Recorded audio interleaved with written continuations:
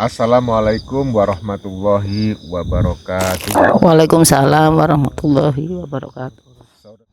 Bu Yaya mohon untuk memperkenalkan diri dan menyampaikan pengalaman panjenengan mulai dari latar belakang motivasi mengikuti zikir nafas ada Allah sampai bagaimana melalui segala macam prosesnya sampai pada titik yang sekarang, jadi sampai pada titik akhir, bukan titik akhir ya, titik yang sekarang ini ya, ketika sudah menjadi praktisi zikir nafas sadar Allah. Monggo silakan.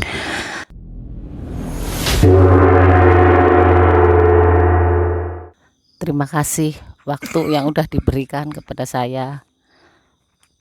Nama saya Yayah Nur Samsiah, asal Bekasi.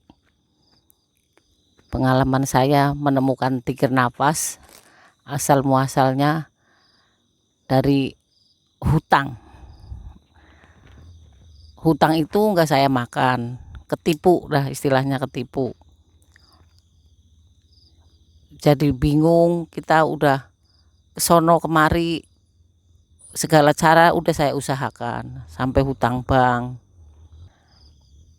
sampai akhirnya saya nyari jalan ke sono kemari. Pertama kita nyari tutup sono tutup sini, ya seolah-olah kita mampu. Seiring berjalannya waktu, karena udah lelah, saya udah di titik yang paling rendah tuh nyerah. Ya Allah, udah saya mau diapain, udah terserah gitu. Terus akhirnya saya ketemu channel Bang Andi Firmansyah. Di Andi Bang Firmansyah itu saya sampai beli e-book 1. Terus saya ngelihat biodatanya, oh dia kok berguru ke Yayasan Solo Spirit Islam, ada di Solo.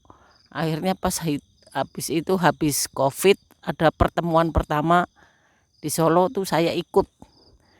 Nyampe sono pun saya bingung, karena nggak ngerti ini perkumpulan apa. Pertama-tama tidak tahu perkumpulan apa. Cuma saya jalanin zikir nafas juga asal-asalan, kan belum ada gurunya, cuma lewat YouTube juga pikirannya belum konsen lah istilahnya, belum, masih mikirin hutang sana sini. Terus habis pertemuan saya tuh tertariknya sama Mbah Bejo tuh, pengen nanya ini kata tuh istilahnya saya pengen pertama patrap gerak rasa. Terus kata ada orang saya yang bisa ngajarin, siapa sih itu terus Mbah Bejo. Terus akhirnya saya konsultasi, nanya, pokoknya saya belum itu tuh rewel apa aja saya tanyain ke Mbah Bejo, enak gitu jawabannya. Cuma saat itu memang saya masih kesono kemari. Terus seiring berjalannya waktu, tiap pertemuan, tiap ini saya sering ketemu Mbah Bejo, sering konsultasi. Terus habis itu saya masih penasaran juga, masih nanya ke temen sono, temen sini, kok beda-beda semua,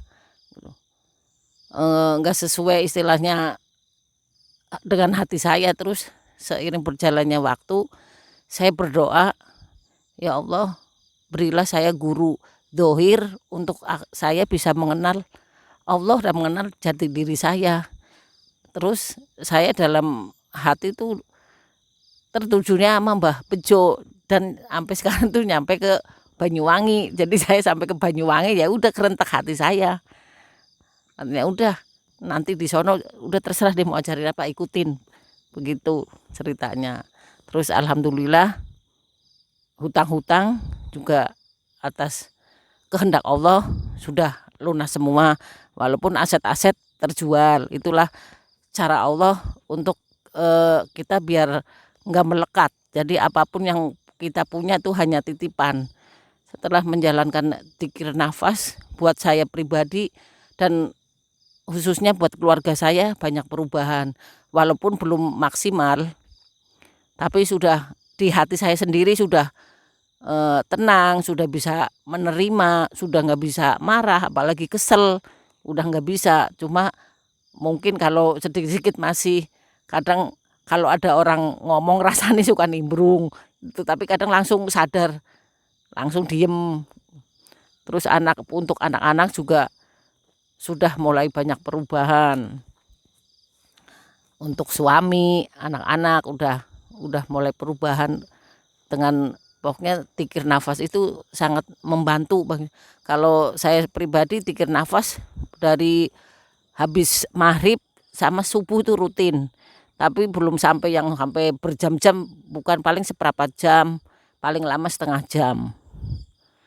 Waktu pertama tikir nafas itu sampai 2 tahun itu perjuangannya udah sampai kayak mau dijeguk, di nyungsepin, banyak binatang jalan-jalan, banyak pokoknya sensasi-sensasi yang bikin kita mau down. Udah males tikir nafas, banyak banget godaannya gitu. Sampai gitu males, tapi akhirnya udah jalanin gitu kan. Jalan lagi. Awal latihan banyak sensasi, terus manfaatnya buat diri saya itu tenang, jadi nggak bisa marah, nggak bisa kesel, apalagi iri hati. Pokoknya intinya, terus keinginan juga sudah yang nggak mengebu-ngebu. Keinginan udah, ya udahlah jalanin aja. Hidupku ya di sini saat ini. Kalau dulu kan ke depan ke belakang. Ya alhamdulillah dengan kita menjalankan rutinitas tikir nafas, banyak manfaat sekali bagi saya, banyak perubahan yang nggak bisa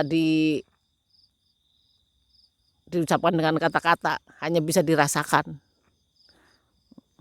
Pesan-pesan mungkin untuk para umat muslim yang mungkin yang kita tidak pernah ketemu, tapi beliau punya persoalan.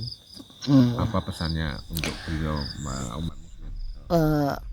Menurut maaf ya, bukan aku menggurui, tapi menurut pengalaman pribadi saya yang sampai istilahnya persoalan hutang yang istilahnya nggak seakan-akan tuh kayaknya nggak ketemu jalan keluar. Tapi dengan kita menerima, intinya kita harus menerima. Jadi apapun yang Allah kasih ke kita menerima, jalanin. Kalau kita ikhlas, jadi Allah akan kasih jalan. Selama kita tidak menerima, itu akan terulang lagi itu. Saya sampai 10 kali itu keadaannya nggak menerima anak saya begini terus ulang. Akhirnya lama-lama Allah kasih rasa saya menerima, dengan sendirinya tuh lepas anak saya. Dan urusan hutang piutang juga Allah selesaikan. Jadi pesan saya untuk yang mungkin punya masalah seperti saya, ya jalanin. Jadi semua ini milik Allah, kita hanya dititipin. Kalau memang Allah mau ambil dan kita menerima, kalau prinsip saya pribadi ya insya Allah ganti. Kita nggak tahu dengan harta apa dengan kebahagiaan keluarga kita. Terima kasih Ibu Yaya dari Bekasi yang sudah berbagi pengalaman, hikmah yang insya Allah ada manfaatnya. Amin ya robbal alamin. Bagi saudaraku para pemirsa semuanya yang ingin mendapatkan informasi lebih lanjut, silakan tulis di kolom komentar atau langsung konfirmasi tabayun kepada Mbah Bejo Sadar Allah atau Bejo SA channel. Kemudian mohon maaf bila ada kata-kata yang salah, kekhilafan, mohon dimaafkan.